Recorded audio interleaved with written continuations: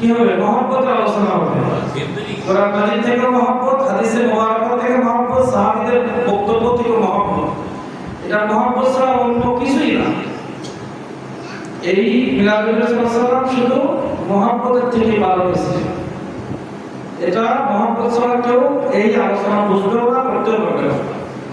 এজন্য আমরা মহব্বতের সাথে একটু সুবহানাল্লাহ বলি, আল্লাহু আকবার বলি, আলহামদুলিল্লাহ বলি। যখন যে সিচুয়েশন আসবে, যে অবস্থা আসবে, তার উত্তরে যেটা বলা দরকার সেটা আমরা জোরে বলবো, ইমানের জজবা নিয়ে, মহব্বত নিয়ে বলবো ইনশাআল্লাহ।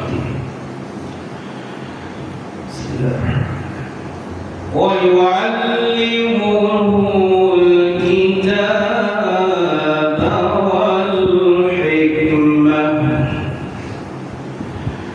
ওয়া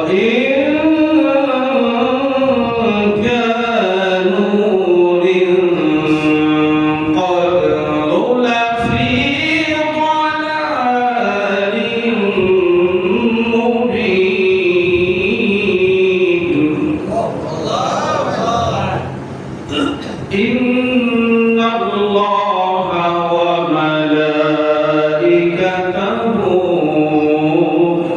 يصلون على النبي يا أيها الذين آمنوا صلوا عليه وسلموا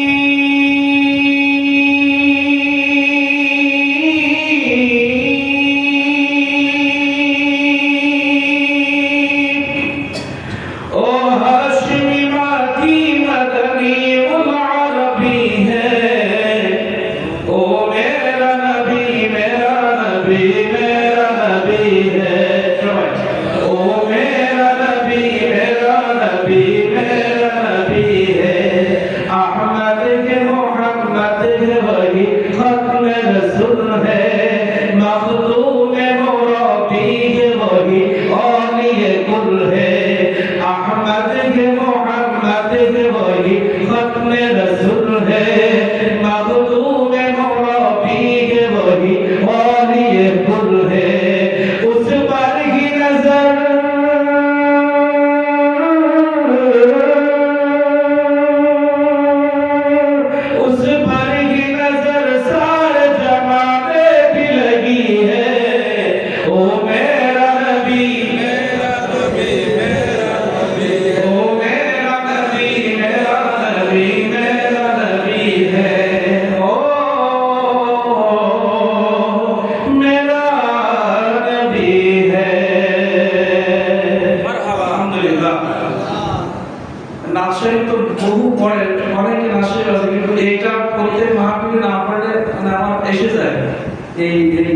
মেলার জন্য সবসময় মনের ভিতরে লেগে আছে, এটা না পড়ার জন্য ভালো লাগে না, এটা দিয়ে শুরু করবো।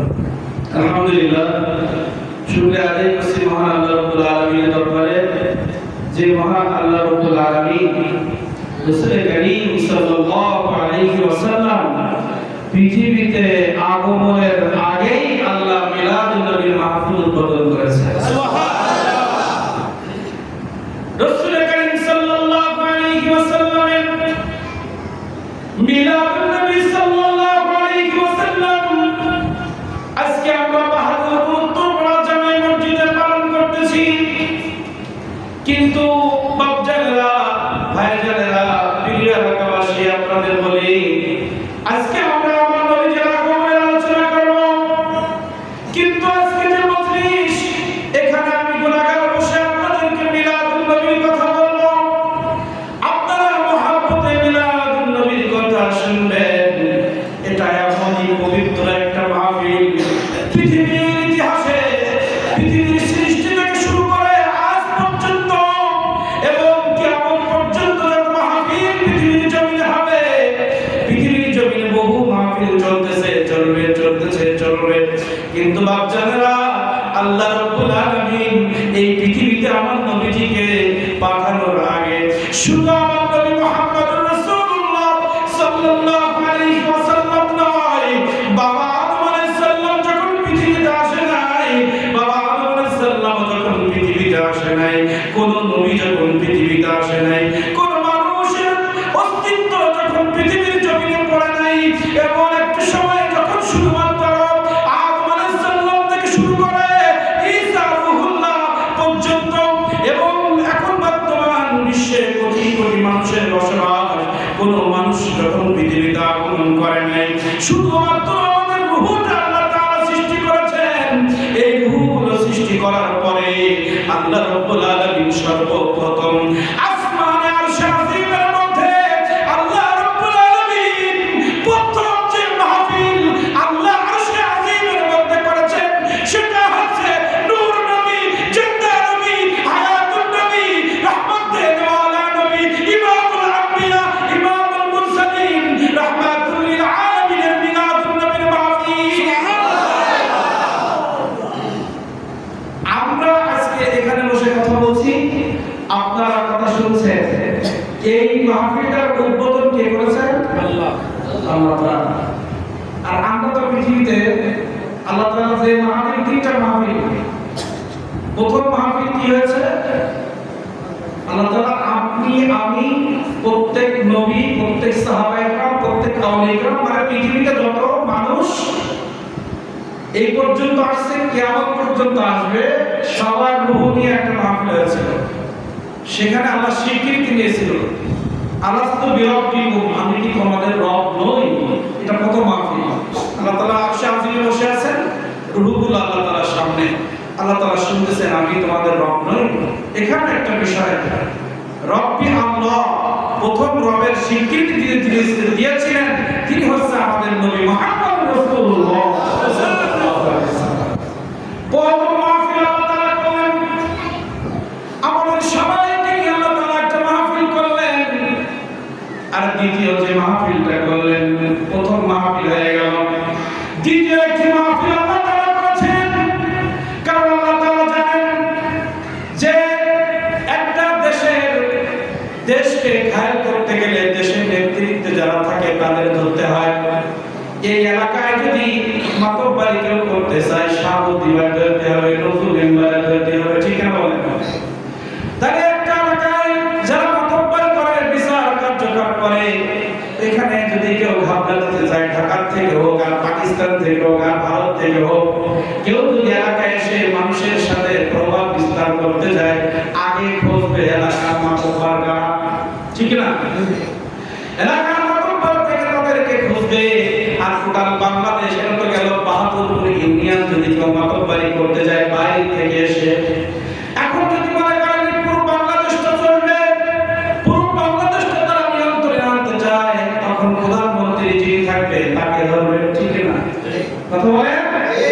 আল্লাহ রাব্বুল আলামিন প্রথম বৈঠকে, প্রথম রূহ জগতের মাহফিলে সবার রূহ নিয়ে আল্লাহ তাআলা স্বীকৃতি নিলেন, কিন্তু আমার নবীর ব্যাপারে যখন স্বীকৃতি নিলেন তখন সব দুনিয়া আল্লাহ স্বীকৃতি নেন নাই।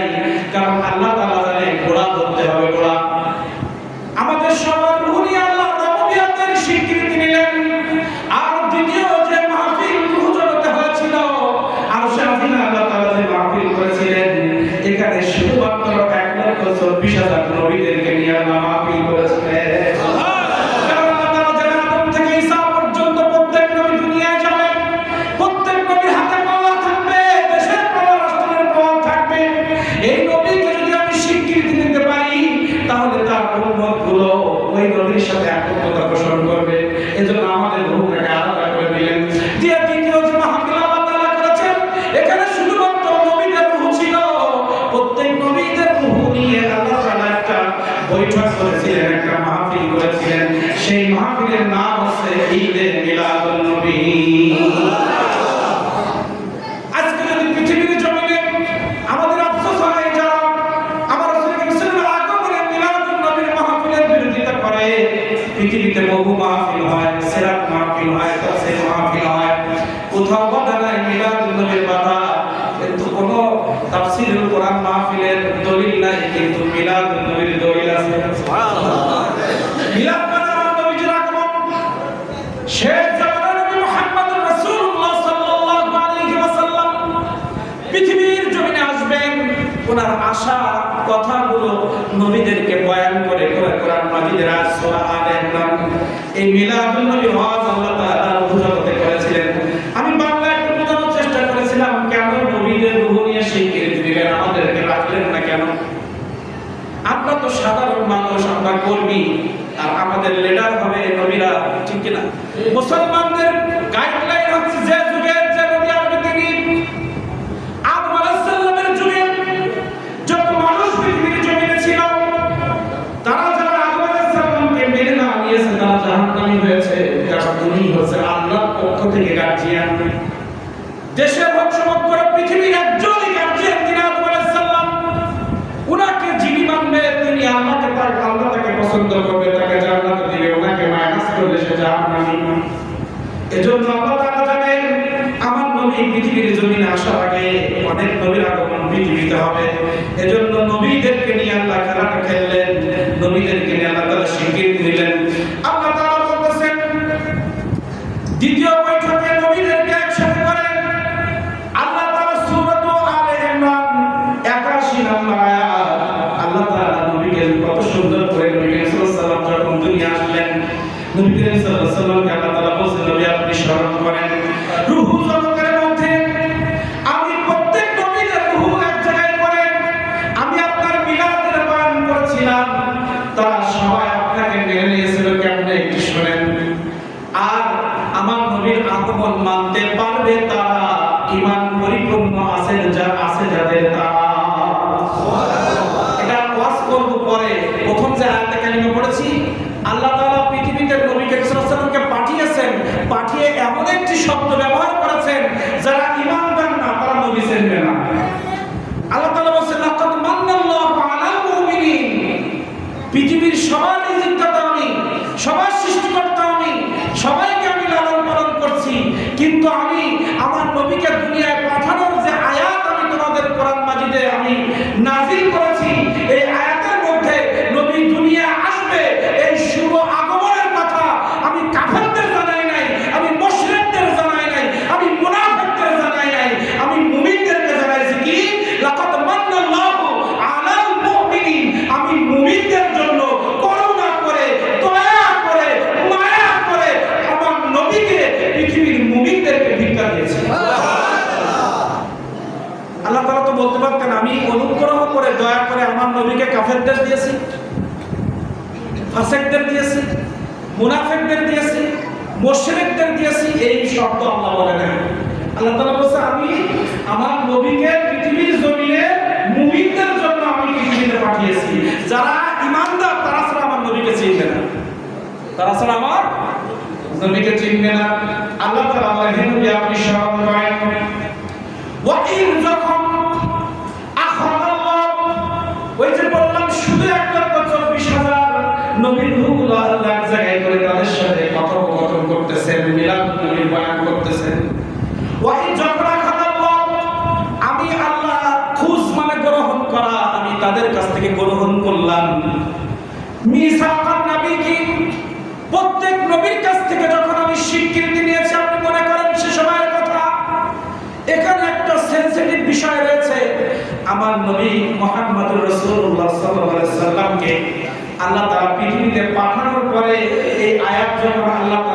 থেকে শোনাচ্ছেন, তখন বলতেছে আপনি স্মরণ করেন সে সময়ের কথা।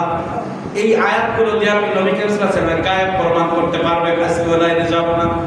রাসূল সাল্লাল্লাহু আলাইহি ওয়াসাল্লামকে বলতেছেন আপনি স্মরণ করেন, তার মানে এই ঘটনা আমার নবী আগে থেকে জানতেন।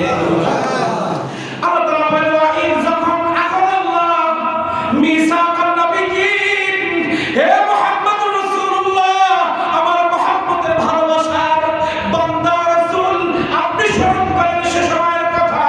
প্রত্যেক নবীকে আমি আমার সামনে উপস্থিত করে যখন আমি তাদের কাছ থেকে স্বীকৃতি নিয়েছিলাম, লামা আতাইতুকুম মিন কিতাবিন ওয়া হিকমা, প্রত্যেক নবীকে আল্লাহ তাআলা বলছেন হে আদম, হে মুসা, হে ঈসা, হে নূহ, সুলাইমান, ইব্রাহিম, ইসমাঈল, আমি তোমাদের সবাইকে বলতেছি আমি একে একে আদমকে প্রথম পৃথিবীতে পাঠাবো, এরপর সিরিয়াল টু সিরিয়াল ঈসা পর্যন্ত 1,40,000 নবী আমি পৃথিবীর জমিনে পাঠাবো। তোমাদের সবার কাছে আমি একটা স্বীকৃতি নিচ্ছি, সেটা হচ্ছে পৃথিবীতে পাঠানোর পরে মিন কিতাবি ওয়া হিকমা, আমি তোমাদের প্রত্যেককে পৃথিবী পরিচালনা করার জন্য একটা গাইডলাইন, একটা কিতাব তোমাদেরকে দেব। পৃথিবীতে যাওয়ার পরে কি পৃথিবী কিভাবে পরিচালনা করবে এর জন্য কিতাব, একটি গ্রন্থ আমি তোমাদেরকে দিব। আর কিতাবের বাইরে একটু উপস্থিত বুদ্ধি লাগে। কি লাগে? শুধু বই পড়লে কি সমাজ চালানো যায়? সমাজ চালানোর জন্য আলাদা একটা জ্ঞান লাগে। এটাও আল্লাহ বললেন আমি পৃথিবীর জমিন পরিচালনার জন্য প্রত্যেক নবীকে একটা করে কিতাব দিব, এবং ওয়া হিকমা, বিজ্ঞানসম্মত বুদ্ধি জ্ঞান তোমাদেরকে আমি দিব। এই বুদ্ধি দিয়ে, জ্ঞান দিয়ে তোমরা আমার দ্বীন, দ্বীনের প্রচার তোমরা পৃথিবীর জমিনে করবা। এরপর কি বললেন? এই কিতাব দিব এবং জ্ঞান দিব, সুম্মাওয়াত্তপর যা আকুম তোমাদের কাছে আমি পাঠাবো। আল্লাহ তাআলা কিন্তু সব নবীকে পৃথিবী থেকে বিদায় নেওয়ার পরে আমার নবীকে পাঠাবে, কিন্তু আল্লাহ তাআলা স্বীকৃতি দেন কিভাবে? যে আদম, হে মুসা, হে ঈসা, তোমাদের জীবদ্দশায় যদি আমার নবী মুহাম্মদুর রাসূলুল্লাহ তোমাদের কাছে যায়, তোমাদের করণীয় কি? এটা কেন বলছেন জানেন? আল্লাহ তাআলা প্রত্যেক নবীর শেষে আমাদের নবীকে পাঠাবেন, কিন্তু নবীদের কাছ থেকে স্বীকৃতি নেওয়ার অর্থ এটাই, প্রত্যেক নবী তার উম্মতদেরকে ইন্তেকালের আগে যেন জানিয়ে যায় কিয়ামতের আগে তোমাদের জীবদ্দশায় নবী মুহাম্মদুর রাসূলুল্লাহ যদি পৃথিবীতে আসে, তার উপরে ঈমান আনবা, তাকে সাহায্য করবা। তার উপরে ঈমান আনবা, তাকে সাহায্য করবা। এবার প্রত্যেক নবীকে বলছে আমি তোমাদের পৃথিবীতে পাঠাবো, পাঠানোর পরে কিতাব দিব, জ্ঞান দিব, সুন্নাত যা আকুম তোমাদের জীবদ্দশায় একজন যাবে কে? রাসূলুন, আমার প্রিয় মহব্বতের নবী, আমার প্রিয় নবী, পৃথিবীর প্রধান আকর্ষণ, যাকে সৃষ্টি না করে আদম, তোমাকেও সৃষ্টি করার কল্পনা আমার মাথায় ছিল না। যখন আমার নবীর নূর মুবারক সৃষ্টি করেছি, এই নূরের মুহাম্মাদকে আমি এত ভালোবাসি, এই নবী মুহাম্মদুর রাসূলুল্লাহকে আমি পৃথিবীতে ভ্রমণ করাবো। এই পৃথিবীতে ভ্রমণ করার চিন্তা যখন চলে আসছে, তখন এই পৃথিবী সৃষ্টি করা, মানুষ সৃষ্টি করার পরিকল্পনা আল্লাহ তাআলা করেছেন। আল্লাহ তাআলা বললেন রাসূলুন মুসাদ্দিকুল লিমা মাআকুম, আমি একজন নবী, সত্য নবী, সত্য দ্বীন নিয়ে, সত্য জ্ঞান নিয়ে আমি একজন নবীকে তোমাদের জীবদ্দশায় পৃথিবীর জমিনে পাঠাবো। লিমা মাআকুম, তোমাদের মধ্যে আমি পাঠাবো। যখন আমার নবী মুহাম্মদুর রাসূলুল্লাহ, হে আদম তোমার জীবদ্দশায় যদি যায়, হে মুসা তোমার জীবদ্দশায় যদি যায়, হে ঈসা তোমার জীবদ্দশায় যদি যায়, হে ইব্রাহিম তোমার জীবদ্দশায় যদি আমার নবী মুহাম্মদ রাসূলুল্লাহ তোমাদের কাছে যায়, লা তুমিনুন্না, তোমরা আমার মুহাব্বতের নবীর উপরে ঈমান আনবা তো, লা তুমিনুন্না, ঈমান আনবা তো, ওয়ালা তানসুরুন্না, তাকে সাহায্য করবা তো।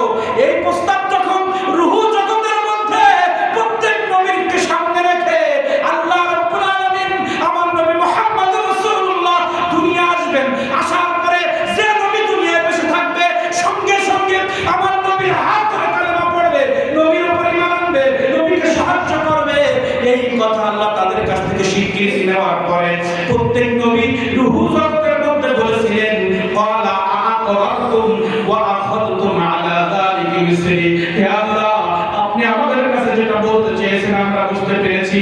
আমি আদম যদি দুনিয়ায় থাকা অবস্থায় মুহাম্মদুর রাসূলুল্লাহ যদি পৃথিবীতে আসে, তার উপরে ঈমান আনতে হবে, তাকে সাহায্য করতে হবে। আমি আদম স্বীকৃতি দিলাম, আমি মুসা দিলাম, আমি লূত স্বীকৃতি দিলাম, আমি সুলাইমান স্বীকৃতি দিলাম। আমার রাষ্ট্র পরিচালনার মধ্যে নবী মুহাম্মদ রাসূলুল্লাহ যদি পৃথিবীর জমিনে আসে, ক্বালা আকরারতুম ওয়া আখাযতুম আলা যালিকুম ইসরি, হে আল্লাহ আমি নবী মুহাম্মদ রাসূলুল্লাহর পরে ঈমান আনবো এবং দ্বীনের কাজের জন্য তার সহযোগিতা করব।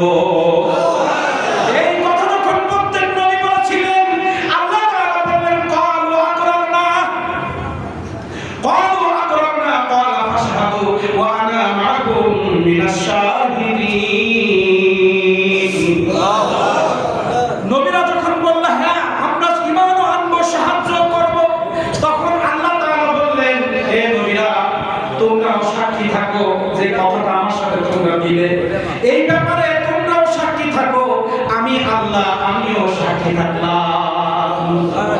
কি হলো? আমার নবী পৃথিবীতে আসার পরে তোমরা যে আমার নবীর উপরে ঈমান আনবা, সাহায্য করবা, এই ব্যাপারে যে তোমরা স্বীকৃতি দিয়েছো, আমি আল্লাহ সাক্ষী থাকলাম, তোমরাও সাক্ষী থাকো, ফেরেশতারাও সাক্ষী থাকবে। এইবার সব রাষ্ট্রের শব্দ আল্লাহ তাআলা কি বললেন?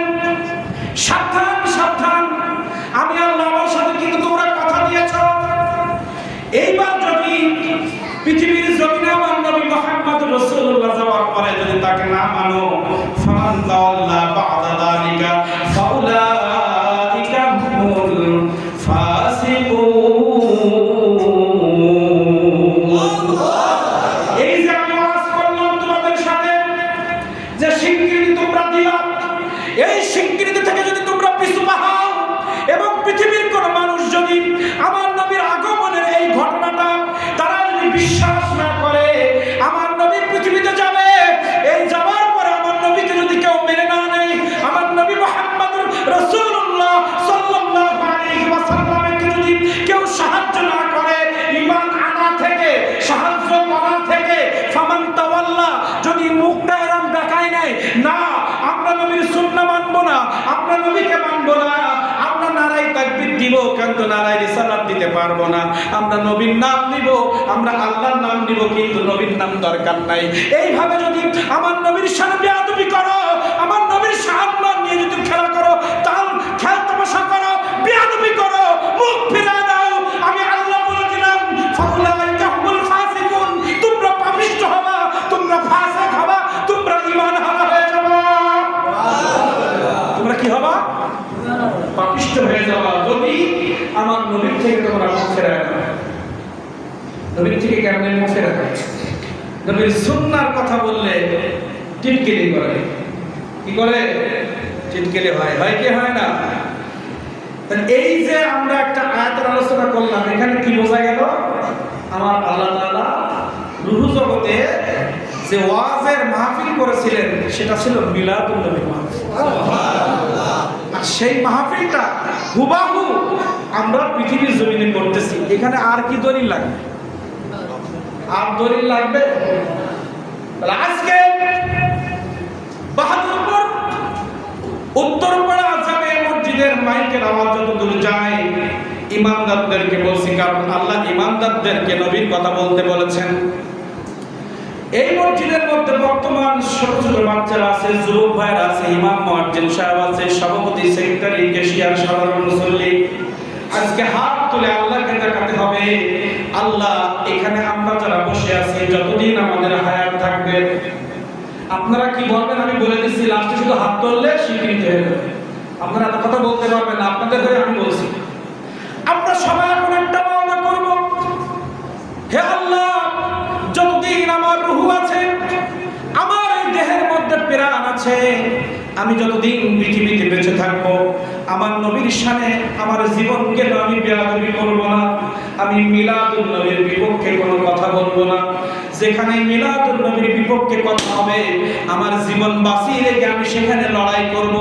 আর আমার সন্তানদেরকে আমি শিক্ষা দিয়ে যাব, বাবা জীবনে কোনোদিন মিলাদুন নবীর বিপক্ষে যাইবা না, যদি পারো বছরে একবার মিলাদুন নবীর অনুষ্ঠান করবা, আর যদি তোমার সামর্থ্য না থাকে, যেখানে অনুষ্ঠান হবে 100 টাকা 500 টাকা দিয়ে হলেও সহযোগিতা করবা। যদি সহযোগিতা না করতে পারো বাবা, আমি তোমার পিতা হয়ে আমি তো আল্লাহর কাছে মসজিদ উত্তরপাড়া জামে মসজিদে ওয়াদা করে এসেছি। আমি ওয়াদা করেছি মিলাদুন নবীর পক্ষে যতদিন বেঁচে থাকবো, কারণ এই মিলাদুন নবীর অনুষ্ঠান আমার আল্লাহ করেছেন। এত বরকতময় অনুষ্ঠান পৃথিবীর জমিনে আর নাই। আমি মসজিদে দাঁড়িয়ে মসজিদে বসে হাত উঁচু করে ওয়াদা করেছি। এজন্য বাবা তোমাকে আমি ওসিয়াত করে গেলাম, আমার মৃত্যুর পরে তুমি যতদিন পৃথিবীতে বেঁচে থাকবা বছরে একবার মিলাদুন নবীর অনুষ্ঠান তুমি করবা। যদি তুমি না করতে পারো, যারা করবে তাদের সহযোগিতা করবা। সহযোগিতা করার মতো বুদ্ধি, পরামর্শ, টাকা যদি তোমার কাছে না থাকে, মিলাদুন নবীর অনুষ্ঠানে উপস্থিত থেকে তুমি মিলাদুন নবীর সহযোগিতা করবা। এই যে কথাগুলো বললাম, এই কথায় একমত যারা আছেন হাত তুলে দেখা। আল্লাহু আকবার। নারায়ে তাকবীর, নারায়ে রিসালাত, নারায়ে রিসালাত। তাহলে আজকে কি ওয়াদা হলো যে আমরা যতদিন বেঁচে আছি মিলাদুন নবীর পক্ষে থাকবো। যে যা বলে বলুন, আমরা ওই কর্মের সাথে থাকবো, ঠিক না? ঠিক আছে তো? হাত কিন্তু আসমানে ফটোকপি রেখে আমাদের মাঠে গিয়ে দেখবেন যে অমুক সালের অমুক অনুষ্ঠানে আমরা হাত উঁচু করছিলাম। ধরা খেয়ে যাবো, বিপক্ষে আমরা যাবো, এমনি তো যাবো না। তারপর আমরা আল্লাহকে একটু দেখালাম যে আমরা কতটুকু মহব্বত নিয়ে বসেছি, এটা আল্লাহকে একটু দেখাই দিলাম। এবার আসেন, আল্লাহ তাআলা এই যে কোরআন মাজিদে প্রত্যেক নবীকে ওয়াদা দিয়েছিলেন রূহ জগতে, এই ওয়াদাগুলো নবীরা বাস্তবায়ন করেছিল কিনা একটা দুইটা আয়াত বলে আমি মূল আলোচনার দিকে যাব। আপনারা বিরক্ত হচ্ছেন? না, গজল টজল করলে ভালো লাগে না, ফাঁকে ফাঁকে পড়বে না। সিস্টেম আসলে সুযোগ করে একটু গজল নাচ শেখে পড়বে ইনশাআল্লাহ। তাহলে এই গেল নবীদের সাথে কথোপকথন। এখন এজন্য আদম আলাইহিস সালাম তার সন্তানকে ডেকে বলছিলেন, শীষ আলাইহিস সালামকে বলছিলেন, আদম আলাইহিস সালাম বলছেন, বাবা আমি তো রূহ জগতে আল্লাহর সাথে বলেছিলাম আমার নবী আগমন করলে তার সাহায্য করব, আমি পৃথিবীর থেকে চলে যাব, কিন্তু তোমার জীবদ্দশায় যদি নবী মুহাম্মদুর রাসূলুল্লাহর সাথে তুমি ঈমান আনবা এবং তোমার জীবদ্দশায় আমার পরে তুমি খলিফা হবা, তুমি সমাজের মধ্যে প্রচার করে দিবা, তুমি সমাজের মধ্যে জানিয়ে দিবা আমার নবী মুহাম্মদুর রাসূলুল্লাহ মুহাম্মদ আহমদ নামে কোন নবী যদি তোমার সাথে তোমার উম্মত তোমার অনুসারীদের জীবদ্দশায় নবী মুহাম্মদুর রাসূলুল্লাহ যদি পৃথিবীতে আসে, তার উপরে যদি ঈমান আনে, তাকে যেন সাহায্য করে। সূরা সাফের মধ্যে আসেন, ঈসা আলাইহিস সালাম তার উম্মতদেরকে কি বলেছিলেন? 28 নম্বর পারা সূরাতুস সাফ 6 নম্বর আয়াতে আল্লাহ তাআলা কি বললেন, এগুলো একটু আপনাদের জানা দরকার, আমাদের সকলের জানা দরকার। সূরাতুস সাফের 6 নম্বর আয়াত, ঈসা আলাইহিস সালাম এই যে রূহ জগতে আল্লাহর সাথে বলেছিল, এজন্য ঈসা আলাইহিস সালামের জামানায় তো আমার নবী আসে নাই, কিন্তু উনি যখন ইন্তেকাল হয়ে যাবেন, ওনার ইন্তেকালের আগে আল্লাহ রাব্বুল আলামিনের সাথে ওয়াদা করা কথাটা তার উম্মতদেরকে কিভাবে জানিয়ে গিয়েছিল। ঈসা আলাইহিস সালাম বলছেন, ওয়াইস, এটা আল্লাহ রাসূলকে আল্লাহ তাআলা বলছেন, হে নবী আমি আপনাকে কত লাভ করি, কত ভালোবাসি, আপনার সাথে আমার কত সম্পর্ক, দেখেন ঈসার কথা একটু স্মরণ করেন। ওয়াইস যখন ক্বালা ঈসা ইবনে মারইয়াম, মারইয়ামের সন্তান, মারইয়াম আলাইহিস সালামের সন্তান ঈসা যখন তার কওমকে বলেছিল, ইয়া বনি ইসরাঈল, ঈসা আলাইহিস সালাম তার কওমকে বলতেছে, হে বনি ইসরাঈল, ইবনি, নিশ্চয় আমি রাসূলুল্লাহ আল্লাহর পক্ষ থেকে একজন নবী তোমাদের কাছে এসেছি। কি বলতেছেন? ঈসা আলাইহিস সালাম তার কওমদেরকে ডেকে বলতেছেন, আমি আল্লাহর পক্ষ থেকে একজন নবী তোমাদের কাছে আসলাম, ইয়াতি, আমি একটা সংবাদ নিয়ে তোমাদের কাছে আসলাম, মিন বাদি, আমার পরে, সুবহানাল্লাহ, ইয়াতি আসবে একটা সংবাদ শোনার জন্য আমি তোমাদের কাছে এসেছি। আমি তোমাদেরকে বলতেছি আমি আল্লাহর পক্ষ থেকে তোমাদের জন্য একজন নবী, কিন্তু আজকে তোমাদেরকে একটা সংবাদ দিব, ইয়াতি আমি তোমাদেরকে জানাবো, মিন বাদ ইসমুহু আহমদ, আমি তোমাদেরকে জানাতে চাই আমার পরে পৃথিবীর জমিনে একজন নবী, আল্লাহর পক্ষ থেকে আখির জামানের নবী, যার নাম আর এইখানেও ঈসা আলাইহিস সালাম ডাইরেক্ট তার জবান দিয়ে বললেন, বলতেছেন আমার পরে পৃথিবীর জমিনে একজন নবীর আগমন হবে, সেই আগমনটা হচ্ছে মিন বা'দ ইসমুহু আহমদ, যার নাম হবে আহমদ। তো ঈসা আলাইহিস সালাম যে এই ওয়াজটা করেছে সময় লাগেনি? মিলাদুন নবী ওয়াজ আছে না? রাসূল করিম সাল্লাল্লাহু আলাইহি ওয়াসাল্লামের আগমনের আলোচনাকে আরবিতে মিলাদুন নবী বলে। মিলাদ মানে আগমন, নবী মানে নবী। আর ঈদ শব্দটা লাগাইছি আমরা, তাই না? এই বিষয়ে কি কথা বলা দরকার আছে আপনাদের? জানা দরকার আছে? একটা জিনিস সবসময় মাথায় রাখবেন, উদ্দেশ্য যদি ভালো হয়, উদ্দেশ্য যদি ভালো হয়, পদ্ধতি ভিন্ন হলেও জায়েজ। এখন এই ওয়াজ কেন করে না আমাদের বুঝে আসে না। বলে ঈদ দুইটা, একটা হচ্ছে রমজান, একটা হচ্ছে ঈদ আযহা, ঈদুল ফিতর। ওরে আব্বা জানেরা, ঈদুল আযহা ঈদুল ফিতর যখন আল্লাহ তাআলা উদযাপন করতে বলেছে, ওই প্রেক্ষাপট ভিন্ন আর আমার নবীর ঈদের প্রেক্ষাপট ভিন্ন। একটার সাথে আটটা মিশাইলে হবে না। আল্লাহ রাব্বুল আলামিন ঈদুল আযহার নামাজ কেন দিলেন, ঈদুল ফিতরের নামাজ কেন দিলেন? রোজাদারদের সার্টিফিকেট দেওয়ার একটা ময়দান লাগবে। আপনি এক মাস আল্লাহর হুকুম পালন করেছেন, পরীক্ষা দিয়েছেন, পরীক্ষার রেজাল্ট আপনার আল্লাহ তাআলা দিবেন।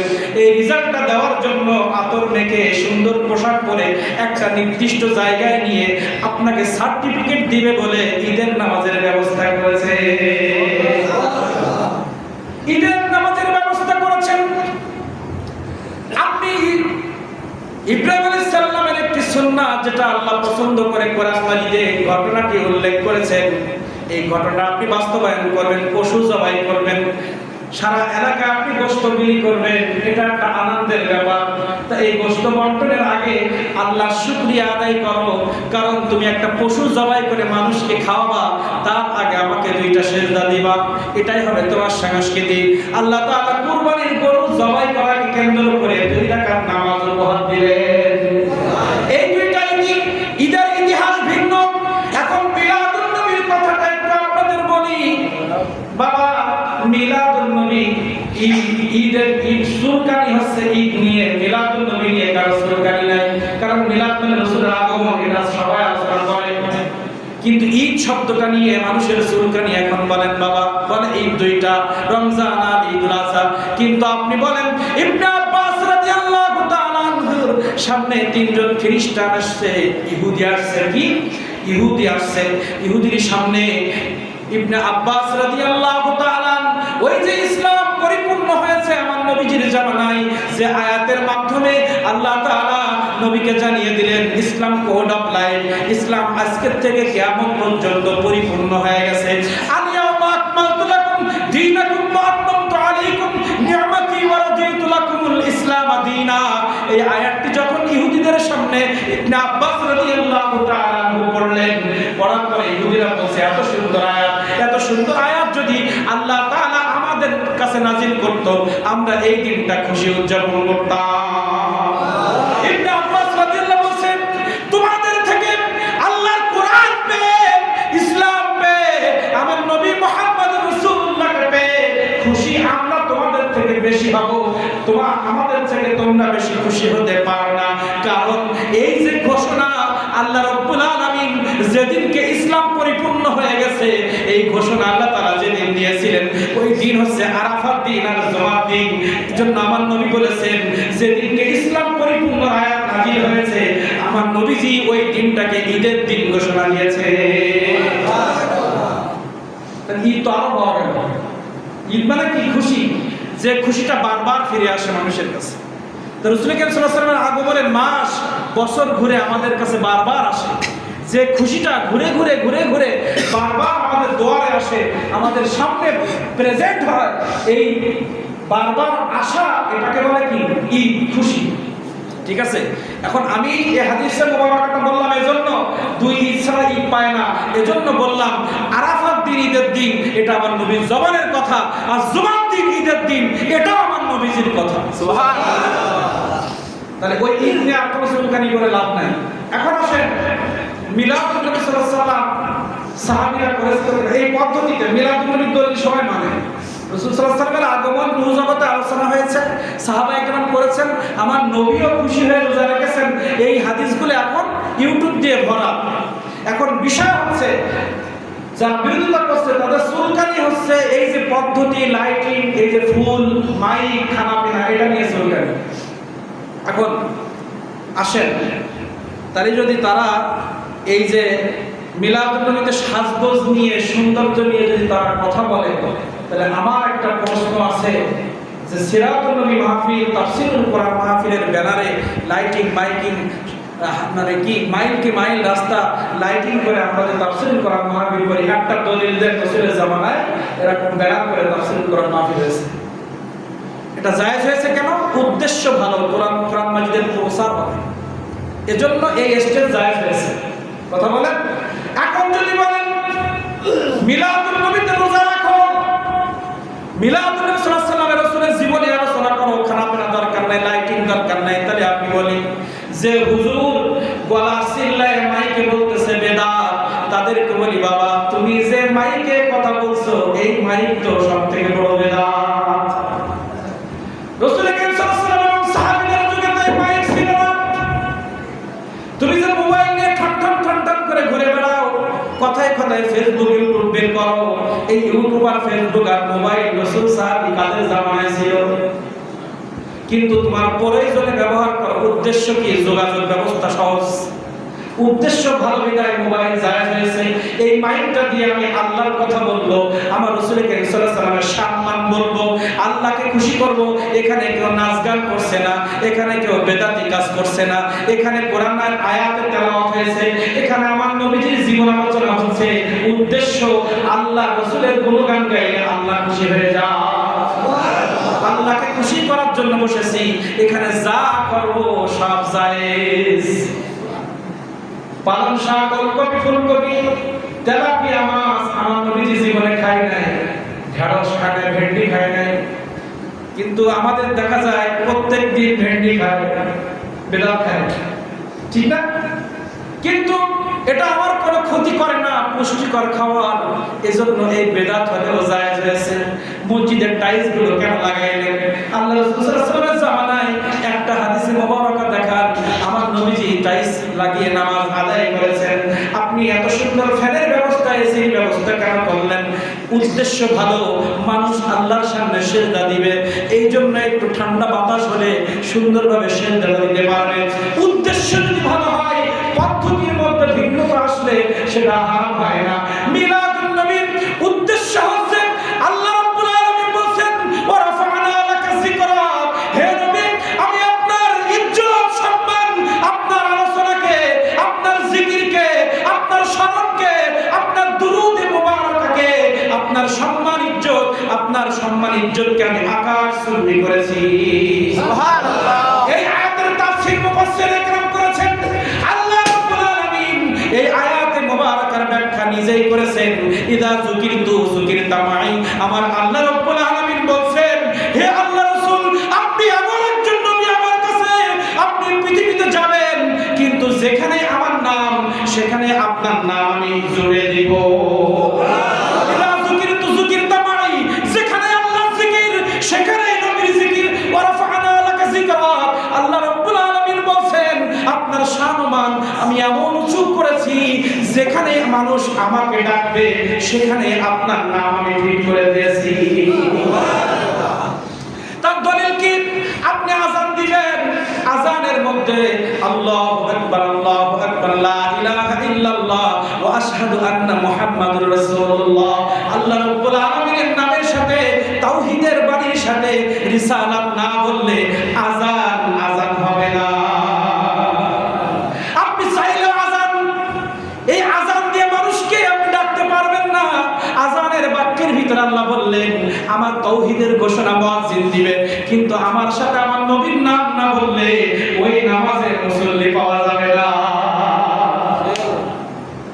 এজন্য আল্লাহ বলেন ইদা যুকিরতু যুকিরতা মাই, আমি আপনার নবী, আপনাকে পৃথিবীর জমিনে এমন ভাবে আমি ফিট করে দিয়েছি, মানুষ একবার যদি আমারে ডাকে আপনার 10 বার ডাকা লাগবে।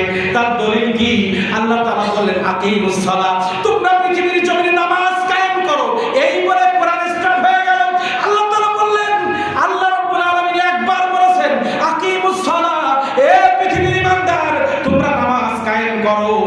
তো কিছু বললো না।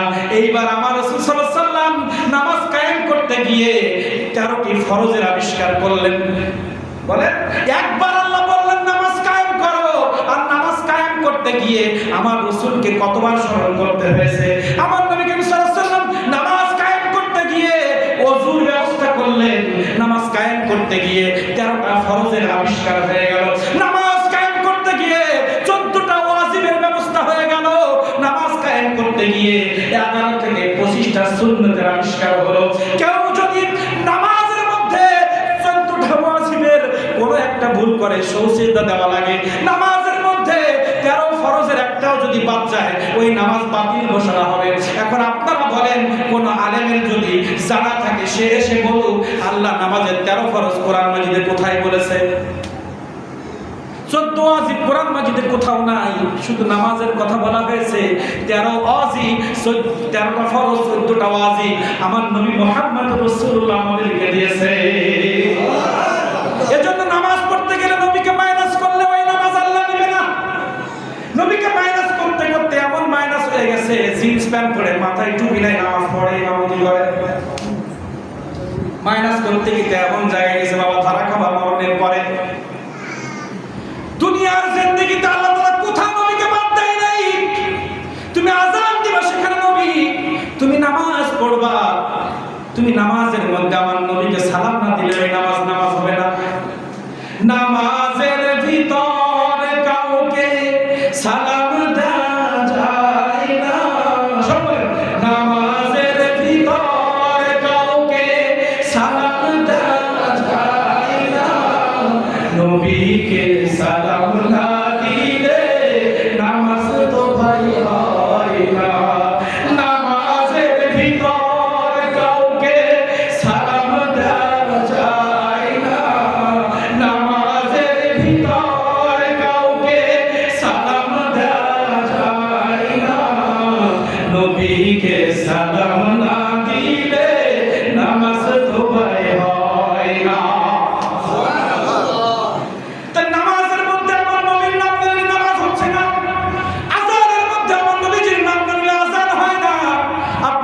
করতে যাবেন, হজের ফরজ 13টি, কিন্তু ওয়াজিব আছে। ওয়াজিব কোথায় পাবেন? সুন্নাতগুলো কোথায় পাবেন?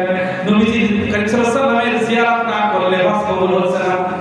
তাহলে আপনি নবী বাদ দিয়ে হজ হলো না, হলো নামাজ হচ্ছে না। এখন আসেন, আপনি ব্যবসা করবেন, ব্যবসার ভিতরে পণ্যে ভেজাল দেওয়া যাবে না। এটা আল্লাহ এসে আপনাকে শিখাইছে না নবী শিখাইছে? আল্লাহ তাআলা বললেন তুমি যদি ওজনে কম দাও, ওয়াইলুল লিকুল্লি হুমাযাতিল লুমাযা আল্লাযী জামাআ মালান ওয়া আদ্দাদ, এখানে বিপদের ব্যাপার। আর ওয়াইলুল লিল মুতাফফিফিন, আল্লাহ তাআলা ওয়াইল দিয়ে আমাদেরকে বোঝাচ্ছেন তোমরা যদি ওজনের মধ্যে কম দাও ওয়াইল তো চোখে থাকা লাগবে। এখন আমার নবী মুহাম্মদুর রাসূলুল্লাহ পৃথিবীতে যদি না আসতো তাহলে আমরা সবাই জাহান্নামে থেকে যাইতাম। কিভাবে ওজন দিতে হয় আমরা শিখতে পারতাম না। কালার গিলাফ ধরে আমরা এই তাওয়াব শিখতে পারতাম না। কিভাবে সিজদা করলে আল্লাহ খুশি হয়। আল্লাহ তো শুধু বলেছে আকিমুস সালাত, তোমরা নামাজ কায়েম করো, কিন্তু ওযুটা কিভাবে করব, সিজদাটা কিভাবে দেব, 2 রাকাত না 4 রাকাত, ফজরে কয় রাকাত, আসরে কয় রাকাত, এটা তো আমরা জানতে পারি নাই। আজকে যে রাহমাতুল লিল আলামিনের আগমনে আমরা মসজিদের মধ্যে জড়ো হয়েছি, এই নবী মুহাম্মদুর রাসূলুল্লাহ পৃথিবীর জমিনে যদি তাশরীফ না আনতেন এই মসজিদ বানানোর সুযোগ ছিল না। কাবার গিলাফ ধরে কান্না করে জীবনের গুনাহগুলো বিলুপ্ত করার সুযোগ ছিল না। আরাফার ময়দানে উপস্থিত হয়ে নিজেকে নিষ্পাপ বানানোর কোনো সুযোগ ছিল না। তাহাজ্জুদের সময় তাহাজ্জুদের রক্তে 2 রাকাত নামাজ আদায় করে সিজদা করে আল্লাহর কাছে সন্তান চেয়ে নেওয়ার সুযোগ আমরা পাইতাম না। ব্যবসার মধ্যে কিভাবে ব্যবসা করলে আল্লাহর জান্নাত পাওয়া যায় ওই ব্যবসার পদ্ধতি আমরা শিখতে পারতাম না। কিভাবে মায়ের পায়ের নিচে ভেস মাকে সেবা করে বাবাকে সেবা করে কিভাবে জান্নাতে যেতে হয় এই পদ্ধতি আমরা জানতে পারতাম না। সন্তানকে কিভাবে লালন করলে ওই সন্তান আদর্শবান সন্তান হবে এটা আমরা জানতে পারতাম না। কিভাবে আমার ব্যক্তি জীবনে আদর্শ করব, আমার সন্তানকে কিভাবে আদর্শবান সন্তান বানাবো, আমার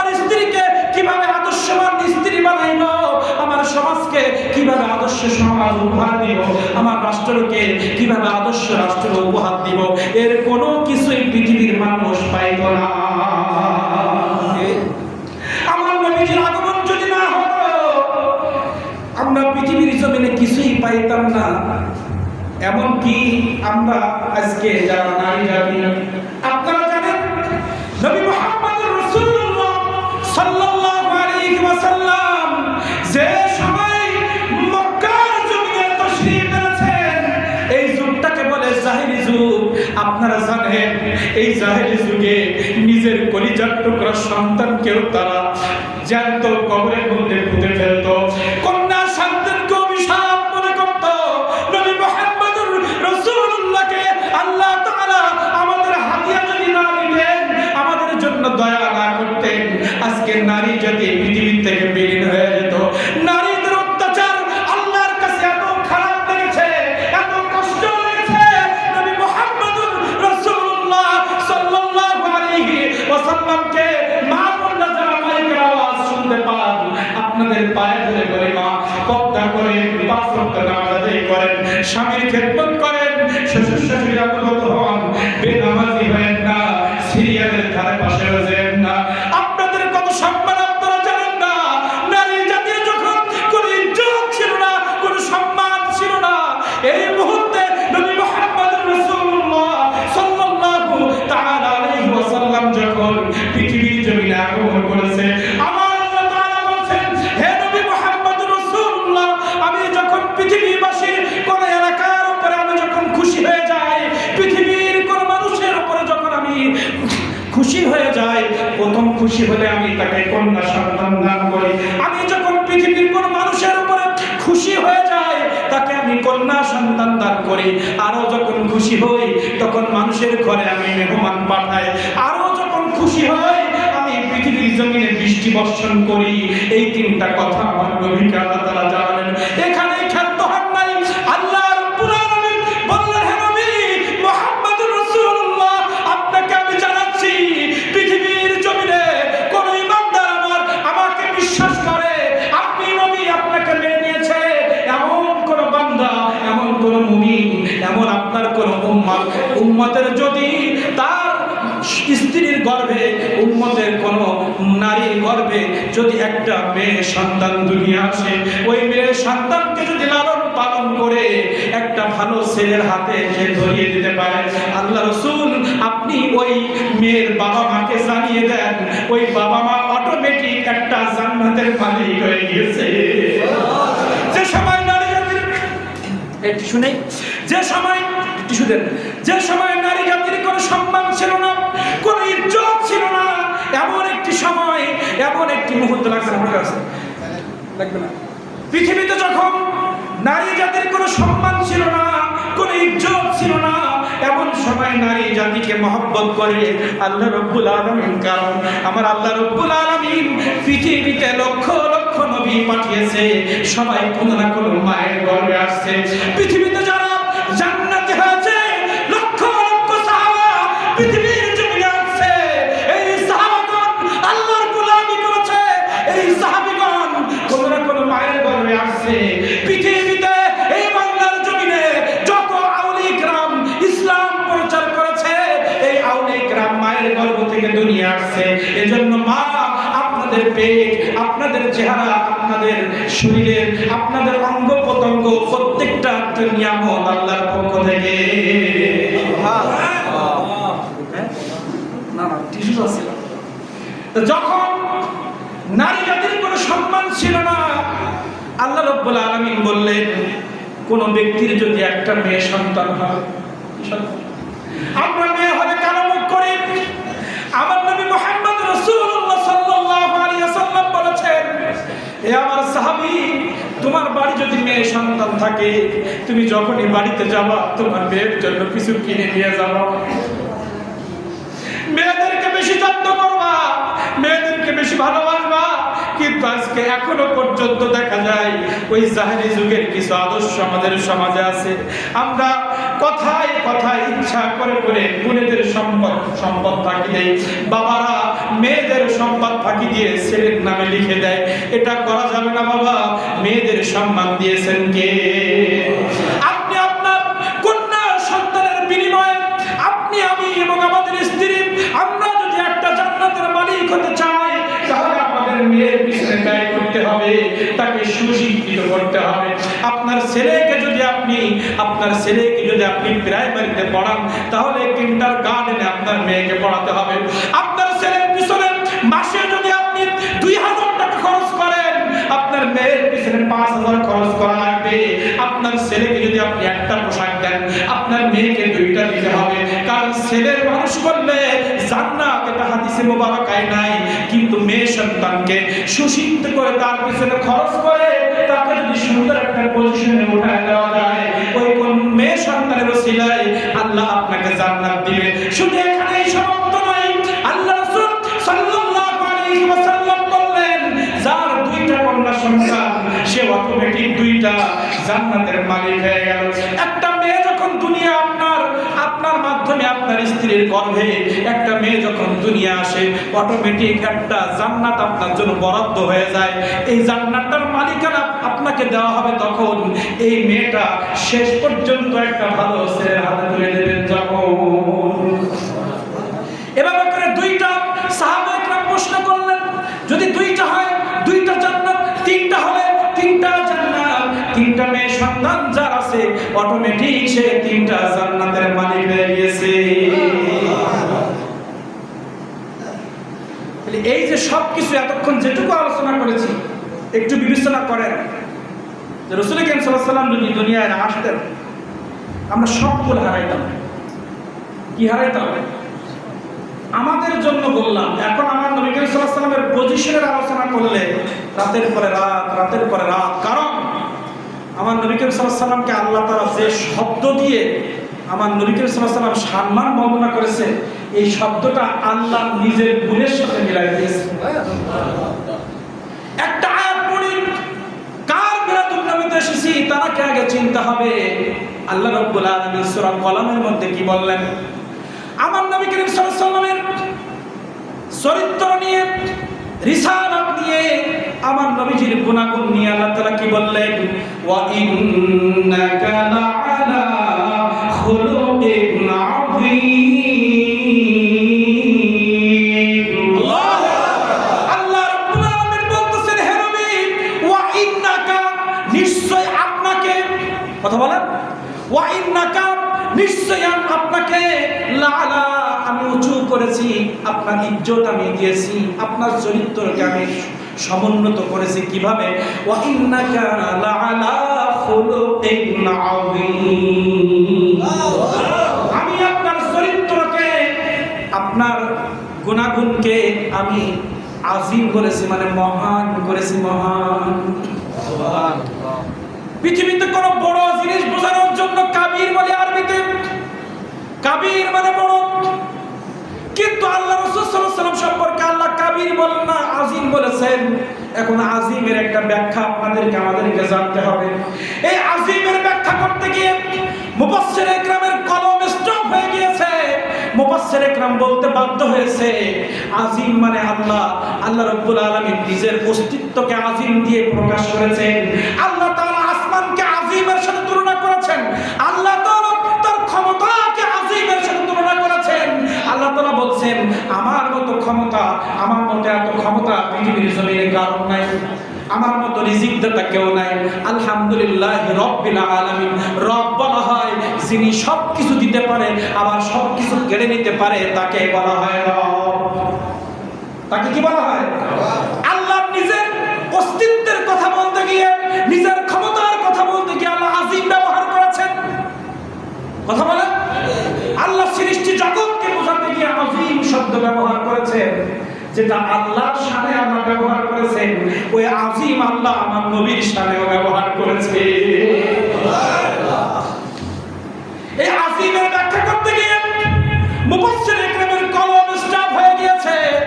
মুফাসসির মুফাসসির ইকরাম বলতে বাধ্য হয়েছে, আমার নবী পৃথিবীর জমিনের জন্য যে কি, আল্লাহর কাছে আমার নবীর পাওয়ার এত এত এত এত বেশি, আমার নবীর ইজ্জত সম্মান এত বেশি, পৃথিবীর কোনো বৈজ্ঞানিক, পৃথিবীর কোনো মুফাসসির, পৃথিবীর কোনো মুহাদ্দিসের আমার নবীর সম্মান বর্ণনা করা সম্ভব নয়। আল্লাহ রাব্বুল আলামিনের পাওয়ার বর্ণনা করে শেষ করা যাবে? বলেন। তাহলে আল্লাহর সৃষ্টির কাছে আল্লাহ আজিম ব্যবহার করলেন, আর আমার নবীজির সম্মানের ব্যাপারে, নবীজির চরিত্রের ব্যাপারে আল্লাহ তাআলা আজিম বলেছেন। আপনি কিভাবে নবী ব্যাখ্যা করবেন? ব্যাখ্যা করতে পারবেন না। আল্লাহ তাআলা কি বললেন? হে পৃথিবীর মানুষ, কোটি কোটি ফেরেশতা, কোটি কোটি মানুষ, কোটি কোটি জিন, কোটি কোটি ফেরেশতা, কোটি কোটি মানুষ, কোটি কোটি পশু পাখি, কোটি কোটি গাছপালা, সবাই মিলে যদি 24 ঘন্টা আমার নবীর জিকির করো, আমার নবীর উপরে দরুদ পড়ো, 1 দিরহাম 1 ইঞ্চি পরিমাণ সম্মান তোমরা পাইতে পারবে না। আর পৃথিবীর সব সৃষ্টিকুল একত্র হয়ে যদি আন্দোলন করো আমার নবীর শান কমানোর জন্য, ভাইয়ের মতো বলো, চাচার মতো বলো, আমার মতো বলো, ওটা তো পরে, ও তো তুমি বলতে চাও। আল্লাহ তাআলা বললেন কোন গোষ্ঠীর কথা নয়, সমগ্র পৃথিবীতে যত সৃষ্টি আছে, 40,000 থেকে 80,000 মাখলুক পৃথিবীতে আছে, সবাই একসাথে মিলে আমার নবীকে নিয়ে টানাটানি করো, 1 ইঞ্চি টেনে নামাতে পারবে না। আর সবাই মিলে যদি আমার নবীর সম্মান তোমরা গাও, আমার নবীর সামান্য ইজ্জত বাড়বে না, কারণ আমার নবীর ইজ্জত আমি আল্লাহ নিজেই দিয়েছি। আল্লাহ তাআলা বললেন, হে আদম থেকে ঈসা আলাইহিস সালাম পর্যন্ত 1,24,000 নবীকে আল্লাহ তাআলা বলতেছেন, পৃথিবীতে 1,24,000 নবী, জিন জাতি এবং পৃথিবীর শুরু থেকে আজকের দিন পর্যন্ত যত কোটি মানুষ পৃথিবীতে অতীত হয়ে গিয়েছে, আজ থেকে শুরু করে কিয়ামতের একদিন, কিয়ামতের 1 সেকেন্ড আগ পর্যন্ত পৃথিবীতে যত মানুষ আসবে, এটা যদি million million million million lakh crore মানুষ হয়, সবাইকে আল্লাহ তাআলা বলছেন তোমাদের সবাইকে আল্লাহ আল্লাহ করার জন্য, আমার ইবাদত করার জন্য তোমাদেরকে সৃষ্টি করেছি। তোমরা আমার মুখাপেক্ষী, আমি কারোর মুখাপেক্ষী নই, আমি কারোর জন্য জিকির করি না, সবাই জিকির করে আমি আল্লাহ। আমি কারোর জিকির করি না, সবাইকে বাধ্যতামূলক আমার জিকির করা ফরজ। আমি আল্লাহ, আমার জিকির না করলে ওই বান্দা পৃথিবীতে ফিরতে পারবে না, আমাকে অবশ্যই স্মরণ করা লাগবে। কিন্তু এই পৃথিবীতে যত লক্ষ কোটি মানুষ, লক্ষ কোটি জিন, লক্ষ কোটি নিয়ামত আমি পৃথিবীতে সৃষ্টি করেছি, আমি আল্লাহ কারোর জিকির করি না, সবাই আমার জিকির করে। কিন্তু আমি আল্লাহ রব্বুল আলামিন এমন একজন বন্ধুর জিকির করি, যে জিকির আমি আগেও করতাম, এখনো করি, কিয়ামত পর্যন্ত করব। আল্লাহ তাআলা এই আয়াত দিয়ে আমাদেরকে বুঝায় দিয়েছেন, সবাই মিলে করলেও বাড়বে না, সবাই মিলে না করলেও করবে না। আল্লাহ তাআলা বললেন এমন একজন নবী আমি তোমাদেরকে দিয়েছি, ওই নবী যদি তোমরা করো, তোমাদের সম্মান বাড়বে, তোমাদের ইজ্জত বাড়বে। ঘেরে মাছ হয় না, ঘেরে বেরিতে দাঁড়িয়ে আমার নবীর সাথে দুরূদ পড়লে ভাইরাস থাকবে না। আমার নবীর উপরে দুরূদ মুবারাকা পড়লে, নবীর মিলাদুন নবী পালন করলে তোমার বরকত হবে, না করলে লস নাই, করলে তোমার লাভ, আমার নবীর কোনো লাভ লস না। এর দলিল কি?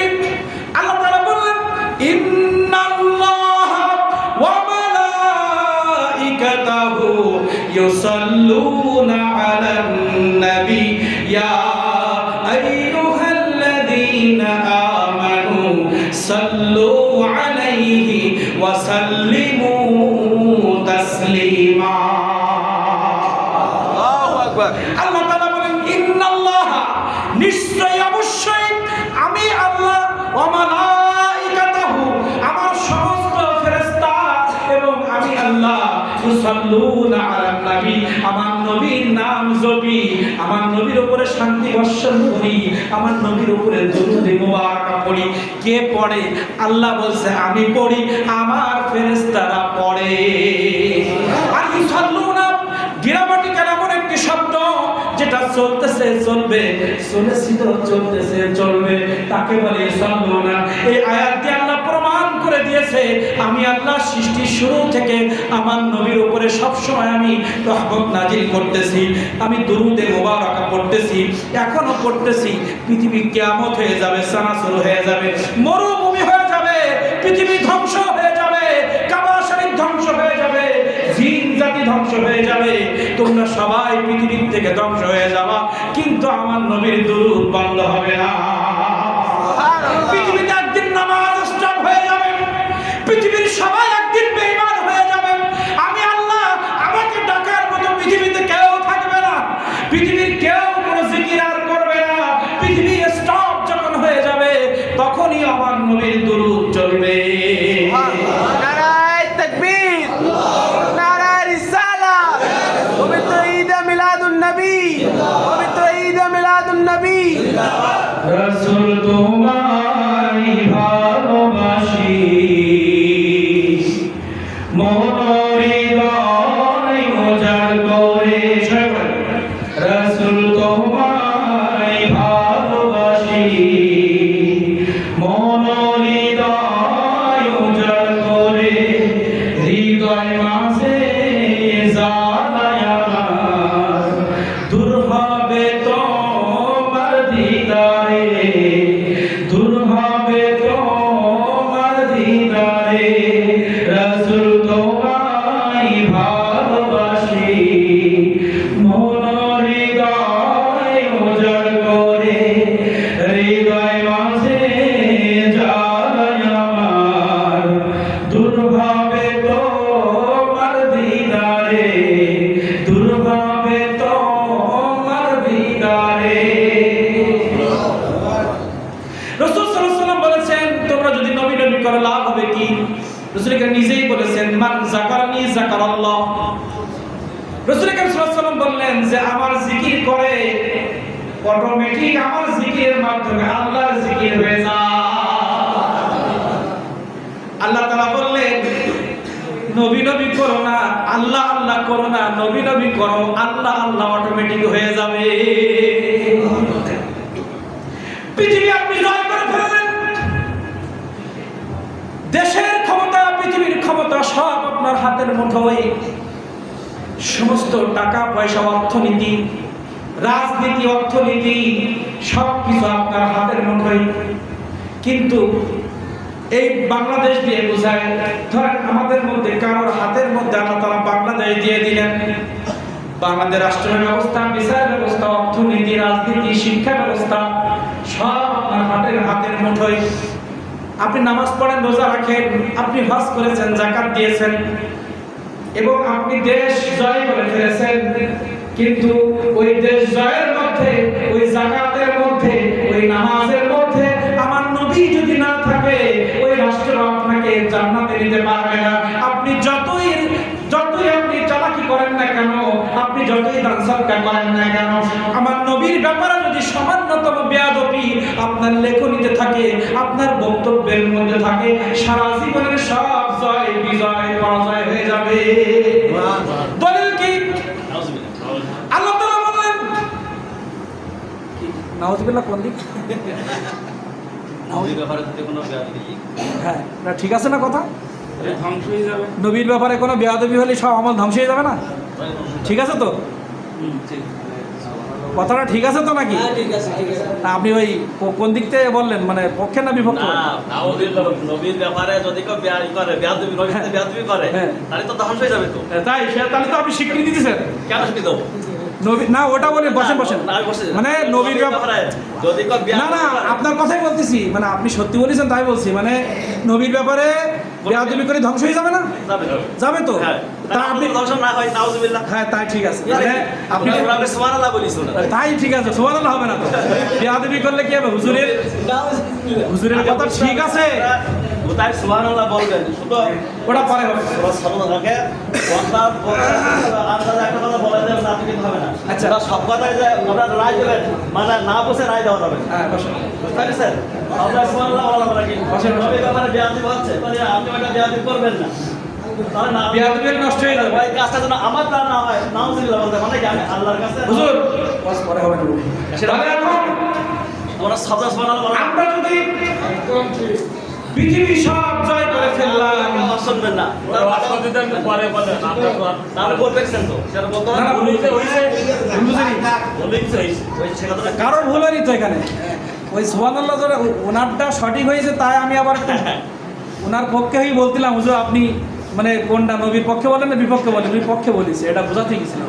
ঠিক আছে সব, কোনো অসুবিধা নেই। যেটা বলছিলাম বাবা, আপনি 10 বার, আপনি আমি 10 বার হজ করলাম, তাহাজ্জুদের নামাজ কোনোদিন আমি কাজা করি নাই, 5 ওয়াক্ত নামাজ আমি জামাতে পড়লাম, কিন্তু আমার নবী করিম সাল্লাল্লাহু আলাইহি ওয়াসাল্লাম সম্পর্কে যদি বেয়াদবি হয়ে যায়, নবী করিম সাল্লাল্লাহু আলাইহি ওয়াসাল্লামের সুন্নতের ব্যাপারে যদি কোনো বেয়াদবি হয়, সব আমল নষ্ট হয়ে যাবে। এর দলিল দিচ্ছি একটা হাদিসে মুবারাকা, আরেকটা আয়াতে কারিমা দিয়ে আমি আলোচনার শেষের দিকে যাব। আল্লাহ রাব্বুল আলামিন বললেন, তার আগে হাদিসে মুবারাকাটা বলি, 3 জন ব্যক্তি রাসূল করিম সাল্লাল্লাহু আলাইহি ওয়াসাল্লামের দরবারে আসলেন। আসার পরে রাসূল করিম সাল্লাল্লাহু আলাইহি ওয়াসাল্লাম স্ত্রীদের কাছে শুনতেছে, আমার নবী কিভাবে ইবাদত করে একটু আমাদেরকে জানান। আমার নবী মুহাম্মদ রাসূলুল্লাহ সাল্লাল্লাহু আলাইহি ওয়াসাল্লাম কি কি ইবাদত করে একটু আমাদেরকে ব্যাখ্যা করেন। যখন ওই 3 জনকে আমার নবীর কিছু ইবাদতের কথা বলা হলো, তখন তারা বলতেছে এ তো অনেক কম। কি? এ তো অনেক কম, এটা করা যাবে। যখন রাসূল করিম সাল্লাল্লাহু আলাইহি ওয়াসাল্লামের স্ত্রী বলতেছে আমার নবী এই ইবাদত করে, তখন ওই 3 জন পণ্ডিত বলতেছে এ তো অনেক কম। এই কথা বলার পরে ওই 3 জনের একজন প্রথম উত্তর দিচ্ছে, তখন আমার নবী প্রেজেন্ট হয়ে গেছে। একজন বলতেছে আমি যতদিন বেঁচে থাকবো সারাদিন ইবাদত করবো আর সারা রাত ইবাদত করবো। দ্বিতীয় জন বলছে আমি আজ থেকে যতদিন বেঁচে থাকবো প্রত্যেক দিন রোজা রাখবো। আরেকজন বলতেছে আমি ইবাদত করার জন্য জীবনে বের করবো না। মানে নবীর সাথে পাল্লা দেবে এক কথা। এই বক্তব্য যখন নবী করিম সাল্লাল্লাহু আলাইহি ওয়াসাল্লামের হুজুরা এসে যখন আমার নবী করিম সাল্লাল্লাহু আলাইহি ওয়াসাল্লামের ইবাদত শোনার পরে বলতেছে এটা তো সামান্য, আমরা আরো বেশি করে আল্লাহকে খুশি করব। এমন সময় নবী মুহাম্মদুর রাসূলুল্লাহ সাল্লাল্লাহু আলাইহি ওয়াসাল্লাম ওই মজলিসে উপস্থিত হয়ে বলছে তোমরা কি বলো? তোমাদের থেকে আমি কম ইবাদত করি, তোমরা এত বেশি ইবাদত করে আল্লাহকে খুশি করবা, আমি ইবাদত করি না। তোমাদেরকে একটা কথা বলি, আল্লাহ তাআলা যে নবীর আগে পরে গুনাহ সব মাফ করে দিয়েছেন, ইবাদত না করলেও চলতো, এমন একটা নবীর সাথে তোমরা ইবাদত করে পাল্লা দিবা। একটা ঘোষণা রাসূল করিম সাল্লাল্লাহু আলাইহি ওয়াসাল্লাম এখানে দিলেন, যাও জীবনে যাই করো আমার সুন্নতের ব্যাপারে যদি তোমার মনের মধ্যে তোমার কথার মধ্যে কোনো রকম ঘৃণা কোনো রকম বাজে মন্তব্য হয় আমার উম্মত থাকতে পারবা না। রাসূল করিম সাল্লাল্লাহু আলাইহি ওয়াসাল্লামের যে কোনো একটা সুন্নাত কেউ যদি আপনি বেয়াদবি করেন, কোন একটা সুন্নাত দিয়ে যদি আপনি খারাপ টপিক ব্যবহার করেন, আল্লাহ রাসূল সাল্লাল্লাহু আলাইহি ওয়াসাল্লাম বলেছেন সঙ্গে সঙ্গে আমার উম্মতের খাতা থেকে তার নাম কেটে যাবে। ইবাদত করবেন কিন্তু রাসূলের সুন্নাত মেনে ইবাদত করতে হবে। আল্লাহ আল্লাহ করবেন কিন্তু সেখানে নবী নবীও করবেন। আল্লাহ রাব্বুল আলামিন বললেন কুল ইন কুনতুম তুহিব্বুনাল্লাহ ফাত্তাবিউনি ইউহিব্বুকুমুল্লাহ। আল্লাহু আকবার। আল্লাহ রাব্বুল আলামিন বলেন কুল, হে নবী আপনি বলেন।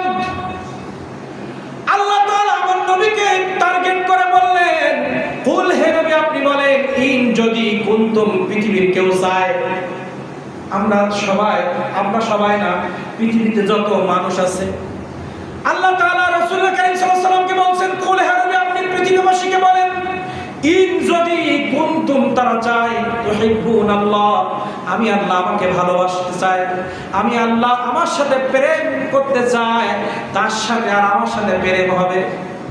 পৃথিবীর কোন মানুষ যদি আমি আল্লাহ আমাকে খুশি করতে চাই, আমাকে মহব্বত করতে চাই, আমি আল্লাহ আমাকে ভালোবাসতে চাই, আমি আল্লাহ আমার সাথে প্রীত করতে চাই, প্রেম করতে চাই, তাদেরকে আপনি জানিয়ে জানিয়ে দিন ফাত্তাবিউনি। আমার সাথে বান্দার প্রেমের কানেকশন হবে তখন, আপনার সাথে কানেকশন হবে যখন, আপনার ইত্তেবা করবে যখন, আপনাকে মহব্বত করবে যখন, আমার সাথে প্রীত হবে তখন। কেউ যদি আমাকে ভালোবাসতে চায় তাকে আপনি বলে দিন আপনি নবী, আপনার ইত্তেবা করলে তারপরে আমার ভালোবাসা। আপনার ইত্তেবা না হলে ওই ব্যক্তিকে আমি আল্লাহ ভালোবাসবো না। আর আপনার ইত্তেবা যদি কেউ করে, আপনাকে যদি কেউ মহব্বত করে, আপনাকে যদি কেউ ভালোবাসে, এর রেজাল্ট হচ্ছে ইউহিব্বুকুমুল্লাহ। আপনাকে ভালোবাসার রেজাল্ট হচ্ছে আমিও ভালোবাসবো। সত্য জড়িয়ে দিলেন, কারণ পিরিত একতরফা হয় না। আমি যদি বলি ক্ষতি হুজুর আমি আপনার সাথে একটু প্রেম করবো, ভালোবাসা করবো, তারপর ইকবাল হুজুর আপনার সাথে একটু প্রেম করবো,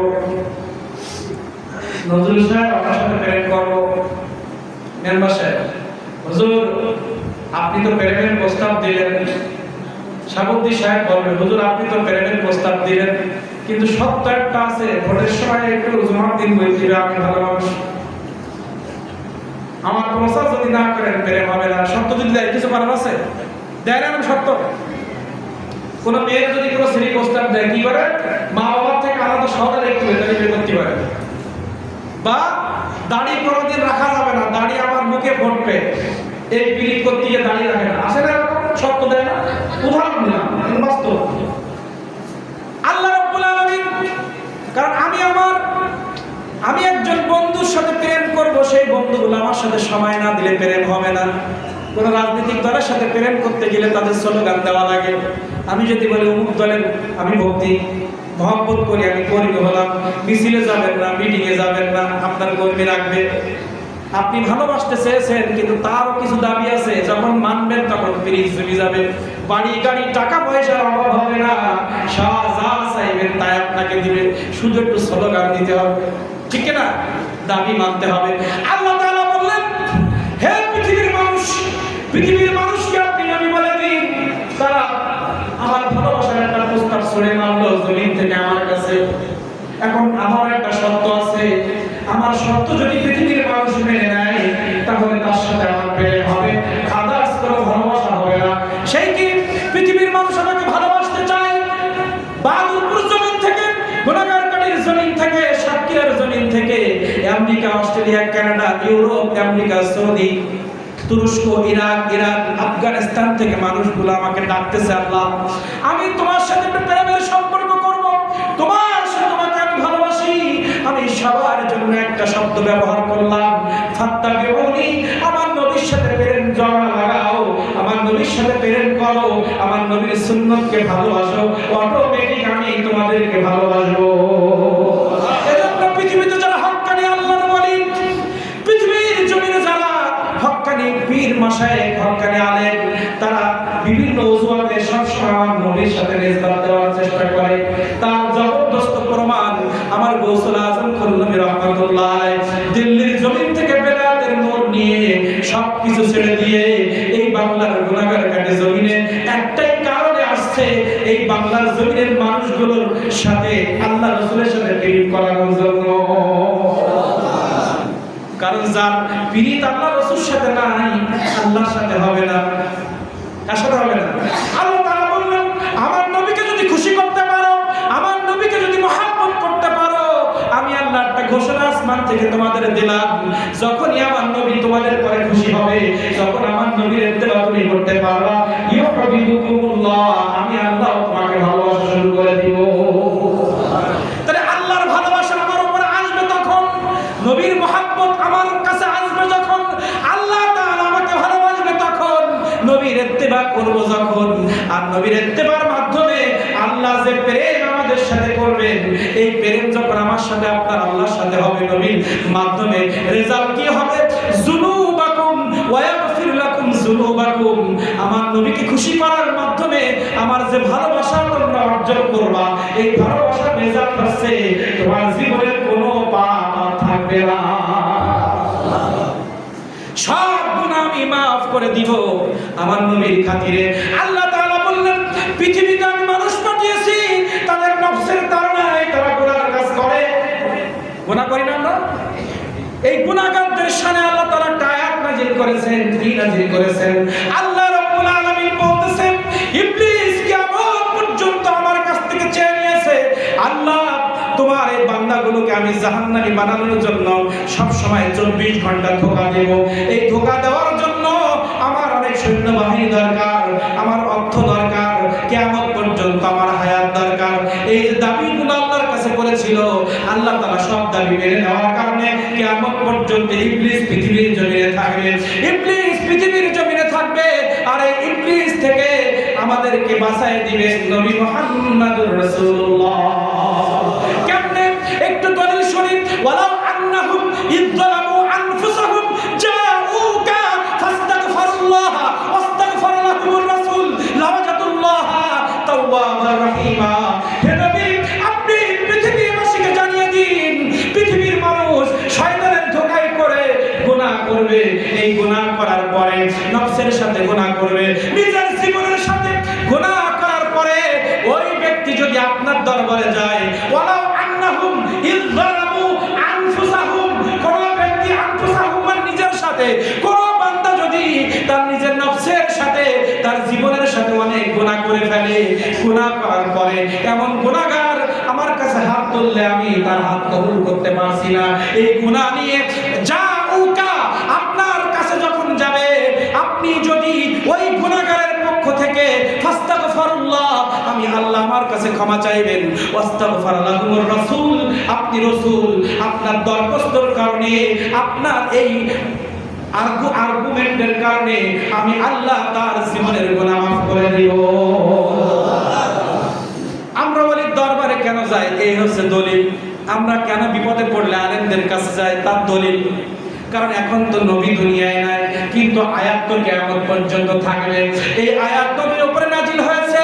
পৃথিবীর কোন গুনাহগার গুনাহ করে ফেললে আপনার কাছে যখন যাবে, আপনি যদি তার পক্ষ হয়ে আমার কাছে হাত তুলে বলেন, হে আল্লাহ, আমার উম্মত আব্দুল্লাহ, আমার উম্মত আব্দুস সালাম, আমার উম্মত আব্দুল গফফার, আমার উম্মত আব্দুস সাত্তার, আমার উম্মতগুলো গুনাহ করে ফেলেছে, এই গুনাহ নিয়ে আমার কাছে আসছে, আল্লাহ আমি তারপরে রাজি হয়ে গিয়েছি, আল্লাহ তুমি তারপরে রাজি হয়ে যাও। আল্লাহ রাসূল আল্লাহর কাছে বলতে দেরি, ওই গুনাহগারকে মাফ করতে দেরি করবে না। সাহাবারা কত দলিল নেবেন? রাসূল কারীম সাল্লাল্লাহু আলাইহি ওয়াসাল্লামের জামানায় একজন ব্যক্তি রাসূল কারীম সাল্লাল্লাহু আলাইহি ওয়াসাল্লামের কাছে এসেছে, এসে বলতেছে, আল্লাহ রাসূল আমি জীবনে অনেক বড় পাপ করেছি, আল্লাহ আমাকে ক্ষমা করবে না।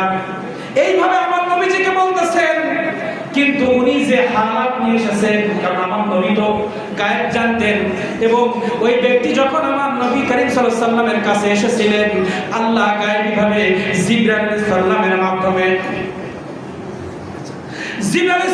মাধ্যমে, কারণ একটা মানুষ যখন কান্না করে আল্লাহর কাছে তওবা করে, আল্লাহ তাআলা গ্রহণ করে নেয়।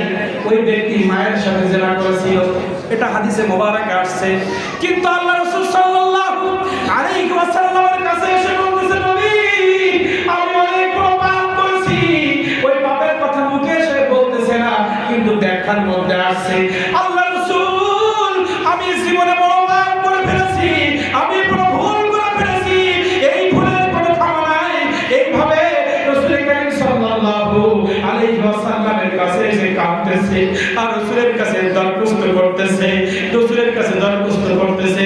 রাসূল কারীম সাল্লাল্লাহু আলাইহি ওয়াসাল্লাম তার পাপের কথা না শুনে ওই ব্যক্তিকে বলল, তোমার ওযু থাকলে তুমি মসজিদে গিয়ে নামাজ পড়ো, আর যদি তোমার ওযু না থাকে ওযু করে মসজিদে গিয়ে নামাজ আদায় করো। তাহলে একটা ব্যক্তি জিনা করে আসছে, যদি আল্লাহ রাসূল সাল্লাল্লাহু আলাইহি ওয়াসাল্লাম আল্লাহর কাছ থেকে ক্ষমা করায় না নিতে মসজিদে যেতে বলতো, কথা বলে? হাদিস তো বহু আছে, একটা আয়াত বলেছি, যে আয়াতের মাধ্যমে আল্লাহ তাআলা বলছেন, পৃথিবীর মানুষ যত বড় পাপ করুক না কেন, আপনার কাছে যদি আসে, আপনি যদি তার হয়ে আমার কাছে দোয়া করেন, আমি ক্ষমা করে দিব। আমার নবী করিম সাল্লাল্লাহু আলাইহি ওয়াসাল্লাম দুনিয়ায় নাই, ইসলাম নবী করিম সাল্লাল্লাহু আলাইহি ওয়াসাল্লাম মদিনায় ঘুমিয়ে আছেন, কিন্তু ইসলাম মদিনায় নিয়ে যান নাই। কোরআন মাজিদ পৃথিবীতে আছে, ইসলাম পৃথিবীতে আছে, কোরআন মাজিদের আয়াতগুলো পৃথিবীতে আছে। তার মানে আছে কিন্তু জিন্দা, কারণ আমার রাসূল সাল্লাল্লাহু আলাইহি ওয়াসাল্লাম ওয়াকুল আমালু ফাসায়ারাল্লাহু আমালাকুম ওয়া রাসূলুহু ওয়াল মুমিনুন। পৃথিবীর মানুষ যত আমল করে আমি আল্লাহ যেমন দেখি, আমার নবী মদিনায় শুয়ে শুয়ে তেমন ভাবে দেখে। শুধু আমার নবী দেখে না, যারা পীর ওলি আল্লাহ আমাকে খুশি করে জান্নাতি হয়ে কবরে আসছে, তারাও পৃথিবীর মানুষের আমল দেখতে পায়। এজন্য আহলে সুন্নাত ওয়াল জামাতের আকীদা হচ্ছে মদিনা শরীফে গিয়ে নবীজির রওজার পাশে দাঁড়িয়ে যদি একটু দরখাস্ত করি, নবী জীবন অনেক ভুল করেছি, আপনি আল্লাহর কাছ থেকে একটু ক্ষমা করায় নেন। জিন্দা হলে পারবে কিনা? পারবে না? পারবে। আমার নবী পারেন। এবং নবী করিম সাল্লাল্লাহু আলাইহি ওয়াসাল্লাম এই আয়াত দিয়ে আল্লাহ তাআলা বুঝাতে চেয়েছে আমার নবীর ইন্তেকাল হবে, কিন্তু আমার নবী ওয়ারিস আল উলামা ওয়ারাসাতুল আম্বিয়া, আল্লাহর ওলি এবং হক্কানি আলেমগণ পৃথিবীর জমিনে থাকবে।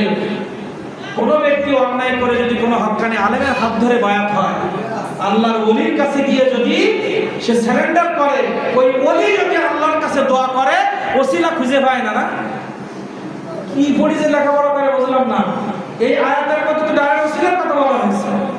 ইয়া আইয়ুহাল্লাযীনা আমানু তাকুল্লাহ ওয়াত্তাকু ইলাইহি ওসিলা, ওই আয়াত তো পরে। এখানে কি বলা হলো? পাপ করেছে, আপনার কাছে যাবে, আপনি তার হয়ে আমার কাছে চাইবেন, আমি ক্ষমা করব। তাহলে এই যদি এটা ওসিলা বলে না, আমি একটা মাধ্যম ধরলাম কাকে? নবী মুহাম্মদ রাসূলুল্লাহ সাল্লাল্লাহু আলাইহি ওয়াসাল্লাম। তাহলে আল্লাহর ওলির কাছে গিয়ে যদি বলি, হুজুর আপনি তো আল্লাহর প্রিয় মাহবুব, আপনি তো আল্লাহর প্রিয় বান্দা, আপনার উপর আল্লাহ রাজি আছে, আমি অনেক পাপ করেছি, অন্যায় করেছি, আপনি আমার হয়ে একটু আল্লাহর কাছে দরখাস্ত করেন। আমরা পীরের কাছে চাই না, ভুল ব্যাখ্যা করা হয়। আমরা পীরকে ওসিলা মানি, পীর সন্তান দিতে পারে না, পীরের মাধ্যমে আল্লাহ সন্তান দেন। ঠিক। কথাটা অপব্যাখ্যা করে যারা আল্লাহর ওলির দুশমন, রাসূল সাল্লাল্লাহু আলাইহি ওয়াসাল্লামের দুশমন, তারা অপব্যাখ্যা করে আমরা মাজারে গিয়ে চাই, আমরা পীরের কাছে চাই। পীরের কাছে চাই না, পীরের মাধ্যমে চাই। ঠিক কি না? এজন্য আল্লাহ তাআলা আমাদেরকে কবুল করে নেন, যেন এই মিলাদুন নবীর মাহফিল আল্লাহ তাআলা কবুল করে নেন। আবার যদি সুযোগ হয়, বহু আলোচনা, এই মিলাদুন নবীর আলোচনা আজকে একরকম হয়েছে, কালকে আবার অন্য আয়াতের আলোচনা, একদিনে সব আলোচনা করে শেষ করা যাবে? বলেন। বহু ওই যে আজিম বললাম, আজিমের ব্যাখ্যায় গেলে তো আধা ঘন্টা 1 ঘন্টা লাগবে। আমার রাসূল সাল্লাল্লাহু আলাইহি ওয়াসাল্লাম সম্পর্কে আল্লাহ তাআলা আজিম বলেছেন, এটা বোঝানোর জন্য আকাশের ব্যাখ্যা দেওয়া লাগবে, চন্দ্রের ব্যাখ্যা দেওয়া লাগবে, সূর্যের ব্যাখ্যা দেওয়া লাগবে, সমুদ্রের ব্যাখ্যা দেওয়া লাগবে। 7 আসমান, এক আসমান থেকে আরেক আসমান কত বড়, সূর্যের স্পেস কত, চন্দ্রের স্পেস কত, আল্লাহর আরশে আজিম, আল্লাহর কুরসির স্পেস কত, সব বুঝায় তারপরে আজিম বুঝাতে হবে। এ কি ছোটখাটো কথা? এই আজিমের ব্যাখ্যা একদিন করব যদি আশপাশের কথা অনুষ্ঠান হয়। ওয়া আখিরু দাওয়ানা আলহামদুলিল্লাহি রাব্বিল আলামিন। আসসালামু আলাইকুম ওয়া রাহমাতুল্লাহি ওয়া বারাকাতুহু।